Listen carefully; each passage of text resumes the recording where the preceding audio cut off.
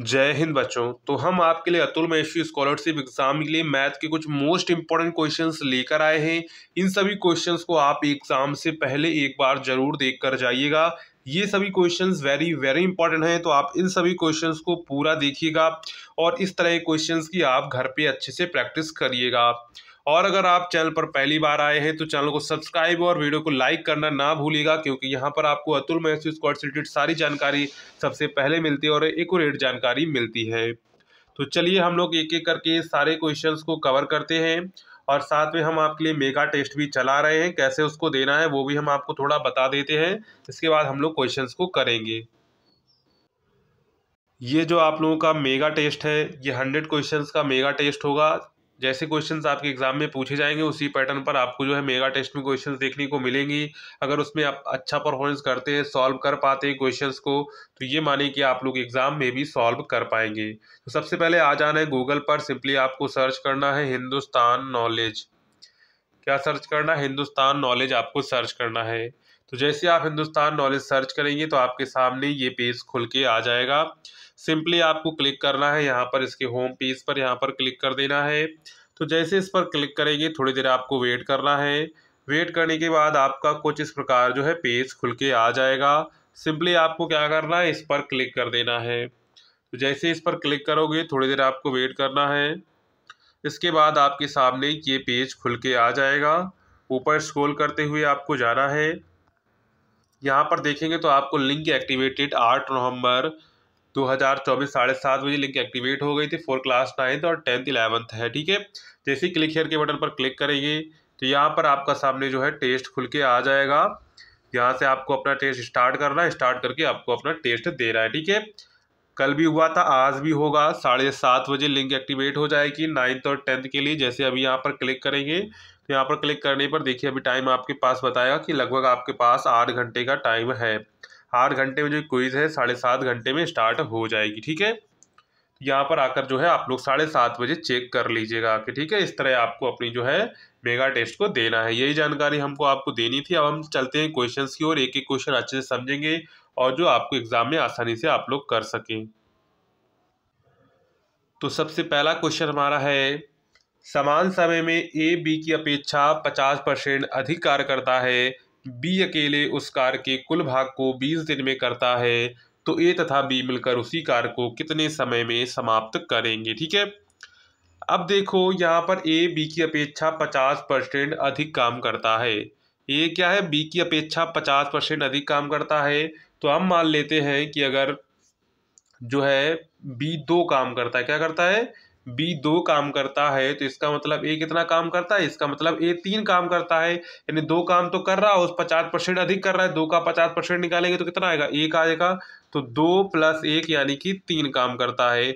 यदि बी 2 काम कर रहा है प्रतिदिन, तो जो यहाँ पर ए है वो प्रतिदिन 3 काम करेगा। कितना काम करेगा?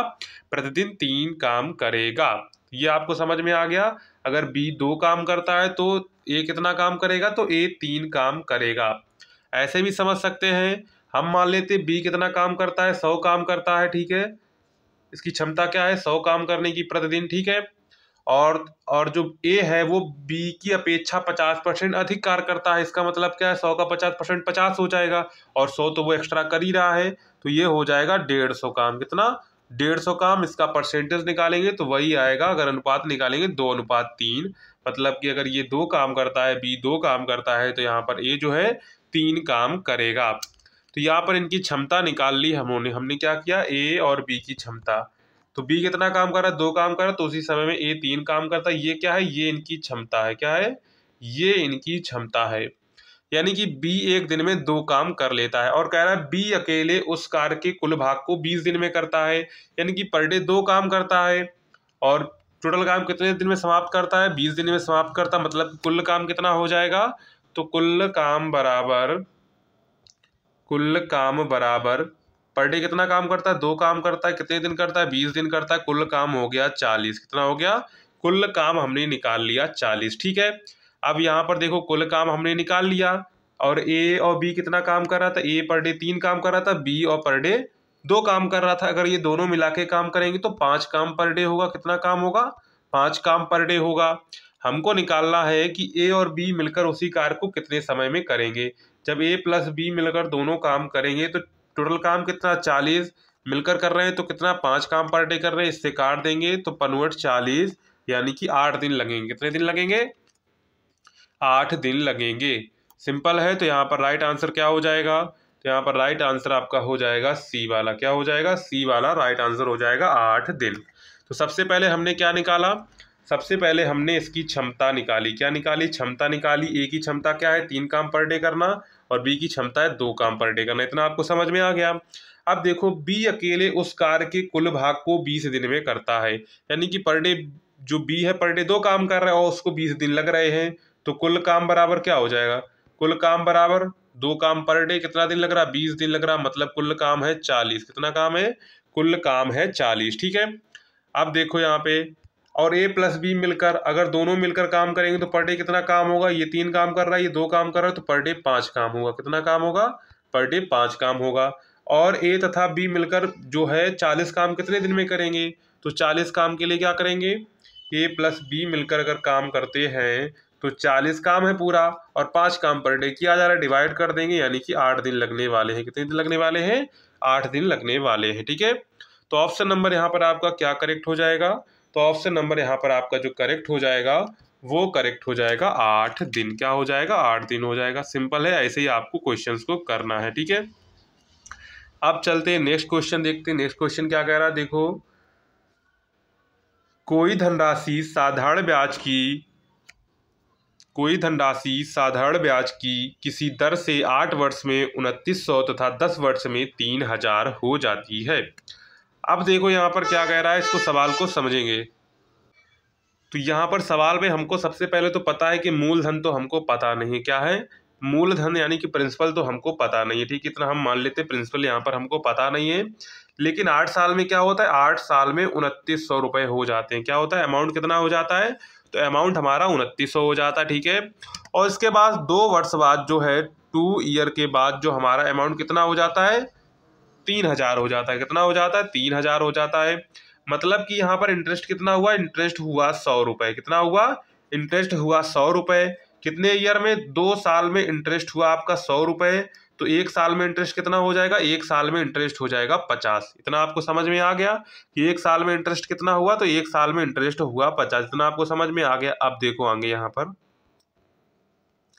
अब यहाँ पर कितना है? 8 ईयर है। कितना है? 1 ईयर का तो हमने इंटरेस्ट निकाल लिया, कितना है? 50 रुपये है। और यहाँ पर 8 ईयर, क्योंकि एसआई जो होता है वो हमेशा बराबर रहता है, तो 8 साल में कितना इंटरेस्ट हो जाएगा? तो 8 साल में हो जाएगा, 1 साल का कितना है? तो 1 साल का इंटरेस्ट है आपका 50 रुपये। तो इधर हो जाएगा पनवट 40 यानी कि 400। इंटरेस्ट कितना हो गया? 400। कितना हो गया? इंटरेस्ट हो गया आपका 400 रुपये। तो यहाँ से हम लोग मूलधन निकाल लेंगे, तो पी बराबर क्या आएगा? तो P बराबर यहाँ से आ जाएगा 2900 माइनस के 400 निकालेंगे तो जो आपका मूलधन आ जाएगा वो आ जाएगा 2500। कितना आ जाएगा? मूलधन आ जाएगा 2500। इंटरेस्ट हमें पता है कि पर ईयर का कितना लगता है? 50 रुपये लगता है। और यहाँ पर जो है हमको निकालना क्या है? रेट निकालना है। टाइम हमको पता है, तो यहाँ से और P हमको पता चल चुका है। ठीक है। तो यहाँ से SI बराबर आपने फार्मूला पढ़ा होगा, सिंपल फार्मूला है, और भी तरीके हैं उससे लगा सकते हैं, लेकिन हम आपको सिंपल बता रहे हैं जिससे आप पेपर में आसानी से कर सकें। देखो P हमको पता चल चुका है 2500 है। ठीक है। रेट हमको निकालना है, T हमको पता है 1 साल, और SI कितना है? 50 रुपये। ठीक है। इतना आपको समझ में आ गया। हम सीधे वैल्यू रखेंगे। SI कितना है? 50 है, और PM बराबर 50 बराबर 2500। ठीक है। इतना आपको समझ में आया। रेट हमको निकालना है। टाइम तो 1 ईयर का कितना है? 50 रुपये है, बटा कर देंगे 100। तो ये से ये चला गया, 100 से 100 चला गया, 25 दूना 50। तो रेट बराबर क्या आ गया? R बराबर आ गया 2%। क्या आ गया? 2%। रेट कितना है? तो दर कितनी थी? तो दर थी 2% की थी। कितनी दर की थी? तो 2% थी। ठीक है। तो यहाँ पर राइट आंसर क्या हो जाएगा? तो यहाँ पर राइट आंसर हो जाएगा ऑप्शन नंबर ए वाला। तो सबसे पहले हमने क्या किया? सबसे पहले हमने निकाला कि 1 ईयर में कितना रेट, 1 ईयर में कितना इंटरेस्ट है? 50 रुपये है। तो 8 साल में कितना हो जाएगा? 8 साल में 400 हो जाएगा। तो 8 साल में धनराशि कितनी हो गई? तो आपकी धनराशि हो गई 2900। यानी कि प्रिंसिपल कितना होगा? तो प्रिंसिपल होगा यहाँ पर 2900 माइनस के 400। तो प्रिंसिपल होगा यहाँ पर 2500। कितना होगा? प्रिंसिपल होगा यहाँ पर 2500। ठीक है। तो तो यहाँ पर प्रिंसिपल हमने निकाल लिया, एसआई हमको पता है 50 रुपये है, किस साल की, 1 ईयर का 50 रुपये है। रेट हमको निकालना था, हमने फार्मूला लगाया, राइट आंसर आया हमारा 2%। क्या आया? 2% आया। ठीक है, इसके बाद आगे देखते हैं, आगे क्वेश्चन क्या कह रहा है। क्वेश्चन कह रहा है ए बी तथा सी के वेतन में 1:3:4 के अनुपात में है। यदि उनके वेतन में क्रमशः 5%, 10% तथा 15% की वृद्धि की जाए तो उनके बढ़े हुए वेतन किस अनुपात में होंगे। ठीक है, सिंपल क्वेश्चन है, कुछ नहीं करना है। सबसे पहले हम लोग इसके वेतन मान लेंगे। हम क्या करेंगे, ए का वेतन कितना है, ए का वेतन मान लेंगे x, तो बी का वेतन कितना हो जाएगा, 3x हो जाएगा, और सी का वेतन हो जाएगा 4x। कितना हो जाएगा, 4x। सिंपल है। अब क्या करना है, इसके वेतन में 5% की वृद्धि करनी है। क्या करनी है, 5% की वृद्धि करनी है। तो सिंपल है, यक्स का अगर हम लोग 5% निकालेंगे, परसेंट हटाएंगे तो नीचे आएगा 100। कितना आएगा, नीचे आएगा 100, और यहाँ से जो है 5x बटा 100 हो जाएगा। पॉइंट लगाए तो 0.5 यक्स। कितना आएगा, 0.05 यक्स। कितना आएगा, 0.05 यक्स आएगा। ठीक है, ये हो जाएगा इसका 5%। कितना हो जाएगा, 5% हो जाएगा। 5% हो जाएगा तो इसी में ऐड कर दें, क्योंकि बढ़े हुए वेतन 5% की वृद्धि की जाती है, तो इसका वेतन कितना हो जाएगा, 0.5x ऐड हो जाएगा। ठीक है, इसी प्रकार इसमें 10% की वृद्धि की जाती है 3x में, 10% की वृद्धि होगी तो कितना आएगा, तो आएगा आपका 3.3x। 10% अगर हम लोग 3x का 10% निकालते हैं, 3x का 10% डबल बटे करेंगे, नीचे ये चला गया। ठीक है, तो यहाँ पर क्या आ जाएगा, यहाँ पर आ जाएगा आपका 0.3। कितना आ जाएगा, 0.3x आ जाएगा। यक्स से हमको कोई लेना देना नहीं, आप यक्स को मान लें, और एक्स ये उसके साथ में चिपका हुआ है। ठीक है, ये उसके अलग नहीं, तो आप लोग ये एक्स को भी एक काउंट कर लें, और उसके बाद कहें कि यहाँ पर तो गलत हो रहा है। एक बार फिर से आपको समझा देते हैं, नहीं तो आप लोग गलत कर लेंगे। देखिए यहाँ पे क्या हुआ है। अब यहाँ पर देखो, हमने वेतन माना था, अब क्या हुआ, एक्स जो ये है इसके वेतन में 5% की वृद्धि हुई है, और इसका वेतन कितना था, इसका वेतन था x। ठीक है, x का 5%, तो 5% हटाएंगे, नीचे आएगा आपका 0। कितना आएगा, नीचे आ जाएगा आपका 0। ठीक है, अब ये x से कोई लेना देना नहीं है, 2 0 लगे तो यहाँ पर 2 बार पॉइंट लगेगा। ठीक है, तो आ जाएगा 0.05 x। ठीक है, क्योंकि इसके साथ में एक ये जो एक है उससे लेना देना है, यक्स हमको कोई लेना देना नहीं है। ठीक है, तो यहाँ पर आएगा 0.05 यक्स, इतना ऐड हो गया है, तो यहाँ पर ऐड कर देंगे 0.05 यक्स ऐड कर देंगे। तो यहाँ पर क्या बनेगा, अगर हम लोग 0.05 यक्स यहाँ पर ऐड करेंगे तो हमारा बनेगा 1.05 यक्स। क्या बनेगा, 1.05 यक्स बनेगा। क्या बनेगा, 1.05 यक्स बनेगा। ठीक है, इसी प्रकार इसमें कितनी वृद्धि हुई, 10% की वृद्धि हुई। तो क्या करेंगे, 3 का 10% निकालेंगे। अगर हम लोग 3 का 10%, तो 3 × 10% हटाते तो नीचे आता आपका 100। ठीक है, इतना आपको पता ही है, 0 से 0 चला गया, तो ये कितना आएगा, 0.3। कितना आएगा, 0.3 आएगा, और इसके साथ में लगा देंगे x, और इसमें ऐड कर देंगे तो कितना बनेगा, देखो यहाँ पे, तो आपका बन जाएगा 3.3x। क्या बन जाएगा, इसमें ऐड करेंगे तो 3.3x बन जाएगा। इसी प्रकार क्या होगा, इसी प्रकार 4x का 15% निकालेंगे तो 15% आएगा 0.6। कितना आएगा, 0.6 आएगा। 0.6x इसमें ऐड कर देंगे, 0.6x इसमें ऐड करेंगे तो बनेगा 4.6x बनेगा। क्या बनेगा, 4.6x बनेगा। तो 1.05x, 3.3x और 4.3x। अब ये इनका अनुपात निकाल लेंगे। क्या करेंगे, इनका अनुपात निकाल लेंगे, क्योंकि हमसे नया अनुपात पूछा गया है। तो नया अनुपात क्या बनेगा, देखो, नया अनुपात बराबर, ठीक है, यहाँ से नया अनुपात क्या बनेगा, 1.05x अनुपात 3.3x अनुपात 4.6x। ठीक, इतना आपको समझ में आ गया। आप क्या करेंगे, x से x तो काटते ही चले जाएंगे, क्योंकि x सभी में है। अब देखिएगा यहाँ पर क्या करेंगे हम लोग, इसमें कर देंगे, क्या करेंगे, इसमें करेंगे 100 का गुणा। पूरे में क्या करेंगे, पूरे में करेंगे 100 का गुणा। ठीक है, तो पूरे में 100 का गुणा करते हैं। जब हम लोग पूरे में 100 का गुणा करेंगे तो यहाँ बन जाएगा 105। ठीक है, अनुपात यहाँ पर बन जाएगा 330 अनुपात, और यहाँ पर बन जाएगा आपका 460। कितना बन जाएगा? 460 बन जाएगा। अब क्या करेंगे, अब इसको 5 से डिवाइड कर लेते, क्योंकि यहाँ पर 0, यहाँ पर 0, यहाँ पर 5। 5 से डिवाइड करेंगे, इसको भी 5 से डिवाइड करेंगे, इसको भी 5 से डिवाइड करेंगे। इसको करेंगे तो आएगा 21, और उसको करेंगे तो आएगा 66, और उसको करेंगे 460 को करेंगे तो आएगा 92। कितना आएगा? 92 आएगा। तो नया अनुपात हो जाएगा 21 अनुपात 66 अनुपात 92। क्या हो जाएगा? 21 अनुपात 66, 21 अनुपात 66 अनुपात 92 हो जाएगा। ठीक है, ये हमारा इसका राइट आंसर हो जाएगा। सबसे पहले इनके अनुपात हमने मान लिए, इसके बाद उसका 5% उसमें ऐड कर दिया, 10% ऐड किया। क्यों ऐड किया? क्योंकि यहाँ पर वृद्धि की गई। क्या की गई? वृद्धि की गई। अगर घटाया जाता तो घटाते हम लोग, और 15% की वृद्धि की, दोनों को जोड़ दिया, उनका अनुपात किया, अनुपात के बाद एक्स एक्स वाले हटा दिए, और फाइनल हमारा आंसर आ गया 21 अनुपात 66 अनुपात 92। ठीक है, अब चलते हैं आगे क्वेश्चन पर। आगे देखो क्वेश्चन क्या कह रहा है। यदि 36 रुपए की धनराशि सीमा, कोमल और रीता में इस प्रकार बांटी गई कि सीमा और कोमल के हिस्सों का अनुपात 1.5 अनुपात 2 है, तथा कोमल और रीमा के हिस्सों का अनुपात 2 अनुपात 25 है, तो रीमा का हिस्सा का अनुपात ज्ञात कीजिए। ठीक है, तो सबसे पहले यहाँ पर देखो हम लोग क्या करेंगे, सीमा और कोमल का अनुपात दिया गया हमको 1.5 अनुपात 2, और इधर हमको कोमल और रीमा का अनुपात दिया गया है 2 अनुपात 2.5। यहाँ पर भी कोमल का 2 है, यहाँ पर भी कोमल का 2 है, तो सिंपल अनुपात जो हमारा बन जाएगा SKR का, वो बन जाएगा 1.5, 2 और 2.5 का। ठीक है, अगर यहाँ पर ये 2 ना होते, यानी कि बराबर ना होते, तब क्या करते?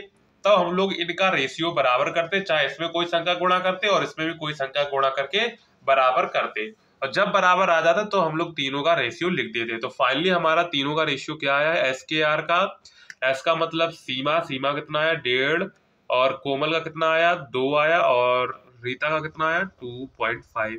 ये अनुपात आ गया। ठीक है, इन अनुपात में जो है राशि बांटी गई थी। ठीक है, तो हम क्या करेंगे, तो हम मान लेते हैं कि इसके पास राशि इतनी थी 1.5x, इसके पास थी 2x, इसके पास थी 2.5x। ठीक है, और कुल राशि कितनी थी? कुल राशि थी 3600। तो सिंपल क्या करेंगे, सिंपल इनको जोड़ लेंगे, 1.5x plus 2x plus 2.5x equal to 3600। इतना आपको समझ में आ गया होगा। ठीक है, अब क्या करेंगे, अब इनको जोड़ लेते हैं। तो यहाँ से 2.5 इनको जोड़ेंगे तो 4x बनेगा, और 2 जोड़ के 6x, 6x बराबर 3600। इधर से काट देंगे तो x बराबर आ जाएगा आपका 600। कितना आ जाएगा? x बराबर आ जाएगी वैल्यू आपकी 600। ठीक है, हमसे सवाल में क्या पूछा गया था? सवाल में पूछा गया था रीमा का हिस्सा। तो रीमा का हिस्सा कितना है? 2.5x। कितना है?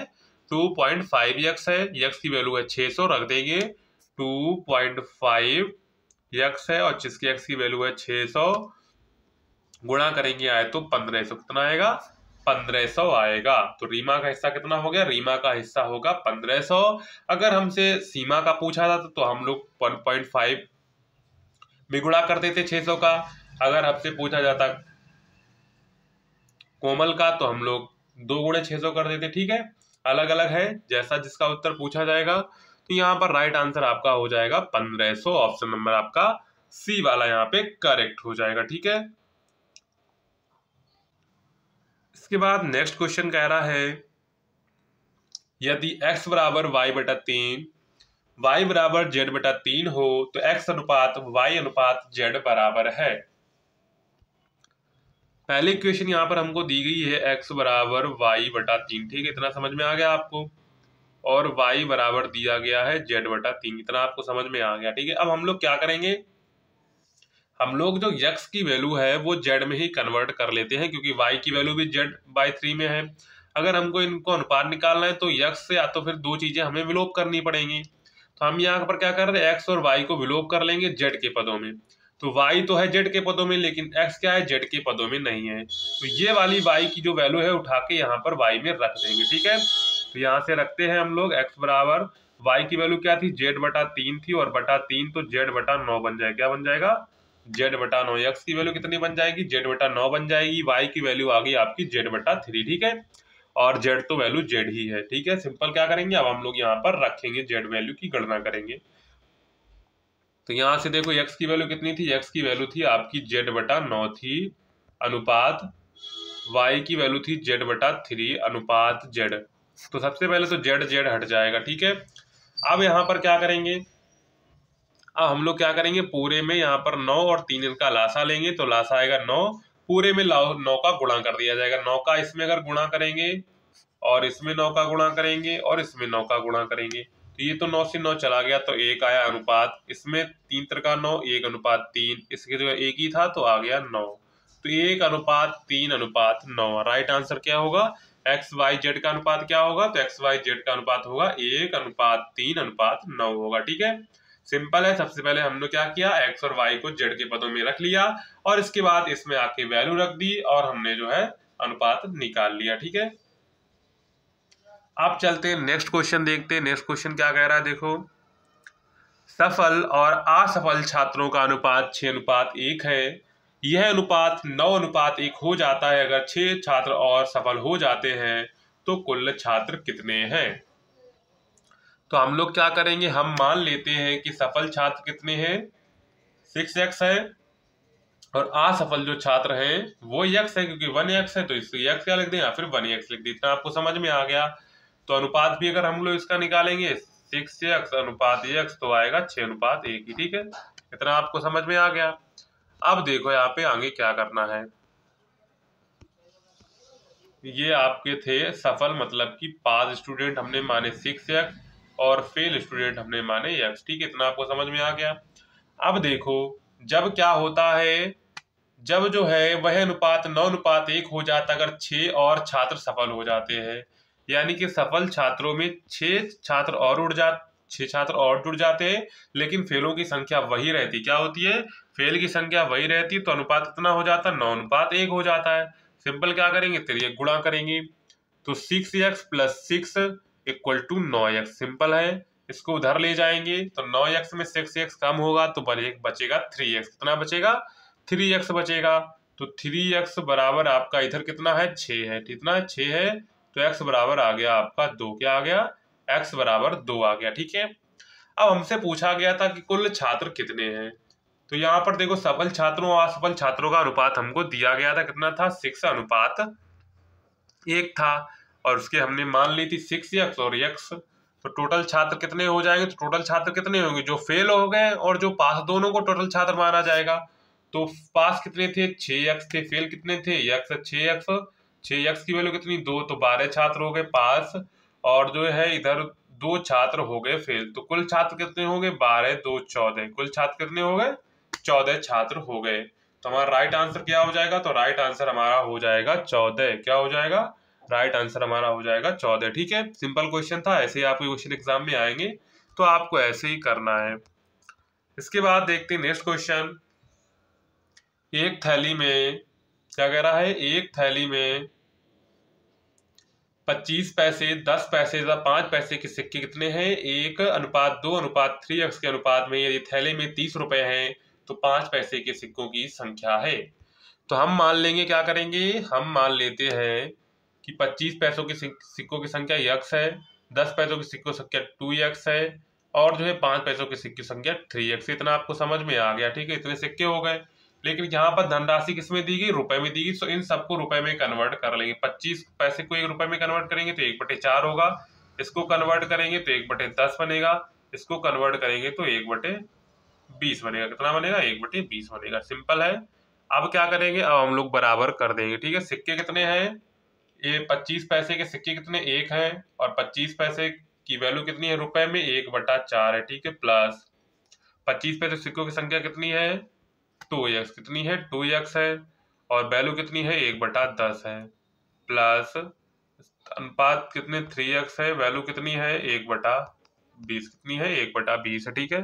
तो यहाँ से तो 1/4 बन जाएगा, ये बन जाएगा 1/5। कितना बन जाएगा, 1/5 बन जाएगा। तो यहाँ से देखो बनेगा x/4 प्लस x/5, ठीक है, प्लस आपका बन जाएगा 3/20 क्या बन जाएगा, 3/20 बराबर बन जाएगा आपका 30 रुपए। इतना क्योंकि अब सारे रुपए में है, ठीक है, ये ध्यान रखेंगे। हमको निकालना है एक्स की वैल्यू। हमने सिक्कों की संख्या क्या मानी थी, 1x 2x 3x। अब सिंपल क्या करेंगे, लासा लेंगे। क्या करेंगे, लासा लेंगे तो आएगा 20। कितना आएगा, लासा आएगा आपका 20, ठीक है। कितनी बार जाएगा, 5 बार जाएगा, तो 5x plus 4x plus 3x बराबर हो जाएगा आपका यहाँ पर 30 इंटू 20। कितना हो जाएगा, 30 इंटू आपका 20 हो जाएगा, क्योंकि 30 वाला गुणा कर दिया इधर। अब इधर कितना बन गया, 5 4 9 3 12। कितना बन गया, 9 3 12 बन गया। 12x equal to 30 into 20। इसको क्या करेंगे, इससे काट देंगे।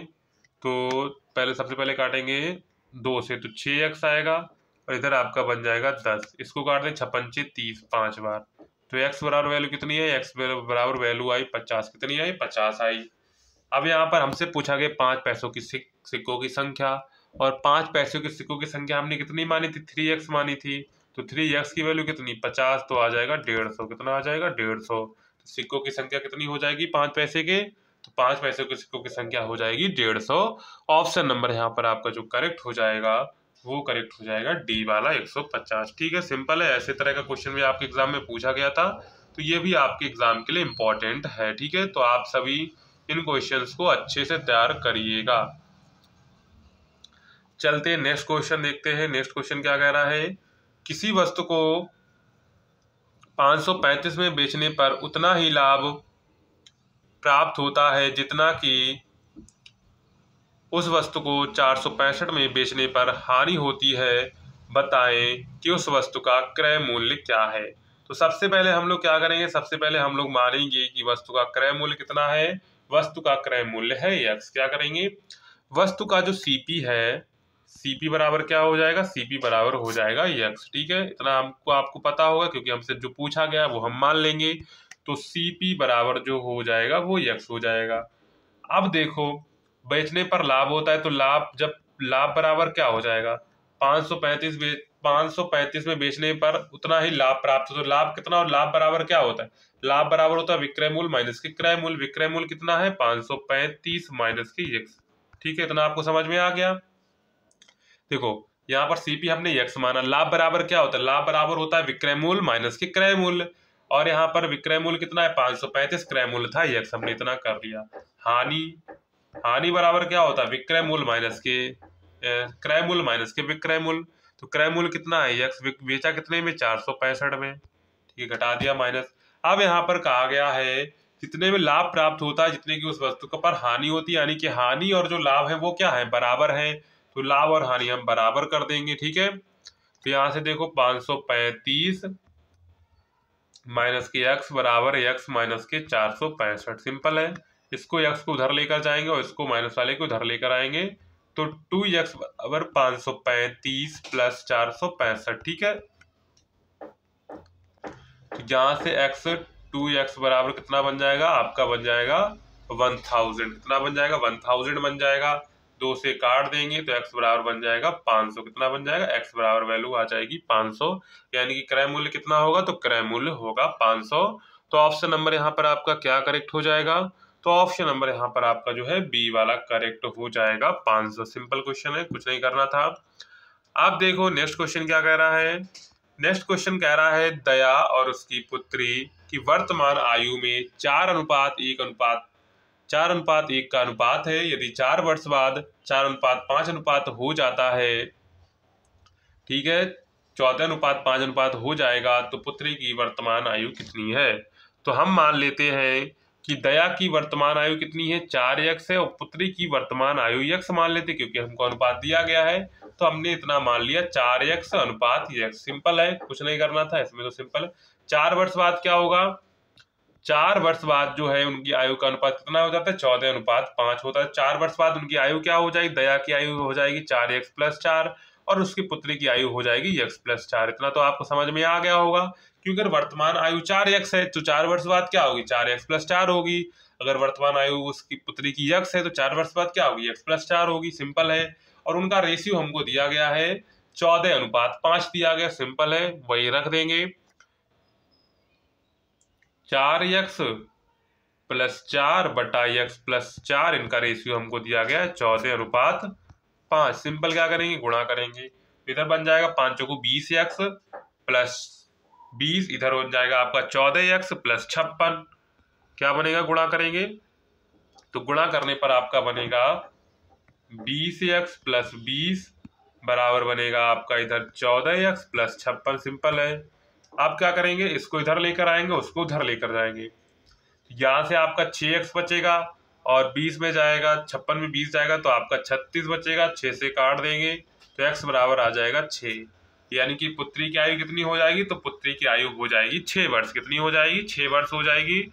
तो ऑप्शन नंबर यहाँ पर आपका क्या करेक्ट हो जाएगा, तो ऑप्शन नंबर यहाँ पर आपका जो है ए वाला 6 वर्ष करेक्ट हो जाएगा। ठीक है। इसके बाद नेक्स्ट क्वेश्चन है 30 किलोग्राम 120 किलोग्राम का कितना प्रतिशत है। ठीक है, तो 30 किलोग्राम 120 किलोग्राम का कितना प्रतिशत है, तो कर देंगे 100 का गुणा। 30 से 30, 0 से 0 चला गया, 4 12, 4 से इसको काट दिया, आ गया 25%। कितना राइट आंसर है, तो राइट आंसर है 25%। ऑप्शन नंबर यहाँ पर आपका जो करेक्ट हो जाएगा वो करेक्ट हो जाएगा बी वाला। ठीक है, तो इस तरह जो आप लोग है मैथ के कुछ क्वेश्चंस थे। अभी और वीडियो आएंगी, 3-4 वीडियो आज अपलोड होंगी, तो आप सारी वीडियो को एंड तक देखिएगा, सारे क्वेश्चंस को समझिएगा। ठीक है, और अगर आप चैनल पर पहली बार आए तो चैनल को सब्सक्राइब, वीडियो को लाइक और अपने दोस्तों में शेयर करना ना भूलिएगा। और साथ में अगर आप पीडीएफ वगैरह परचेज करना चाहते हैं, आपके एग्जाम के लिए इंपॉर्टेंट है, तो आप कर सकते हैं। डिस्क्रिप्शन में आपको नंबर मिल जाएगा, नहीं तो 9580023321 आपको दिया गया है नंबर। इस पर आप लोग व्हाट्सएप मैसेज करके 50 रुपीज़ में अपनी पीडीएफ और अगर टेस्ट सीरीज परचेस करना चाहें वो भी अलग से आप 50 रुपीज़ में कर सकते हैं। ठीक है, तो इस तरह आप लोग जो है टेस्ट सीरीज को परचेस कर सकते हैं। वीडियो पसंद आया हो तो वीडियो को लाइक, चैनल को सब्सक्राइब, वीडियो को शेयर करना ना भूलिएगा। मिलते हैं नेक्स्ट वीडियो में, तब तक के लिए जय हिंद बच्चों।